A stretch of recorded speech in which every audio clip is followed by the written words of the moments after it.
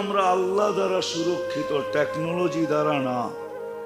Technology দ্বারা যদি সুরক্ষিত হইতো তাহলে একটা উদাহরণ দিই, শুধু একটা, যদি বুঝে আসে।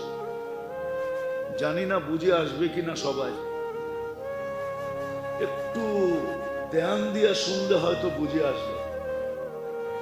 আমরা শ্বাস নেই আর ছাড়ি, এর মধ্যখানে দূরত্ব হইল, ডিস্টেন্স হইল, সময় লাগে নেওয়া আর ছাড়ার মধ্যখানে, ছাড়লাম আর নিলাম, এর মধ্যখানে দূরত্ব হইল আধা সেকেন্ড।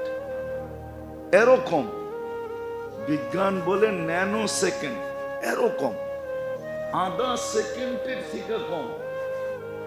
এতগুলা মানুষ কিন্তু আমরা শ্বাস নিতেছি আবার ছাড়তেছি, তাই না? আমরা যেটা ছাড়তেছি ওটা বিষ,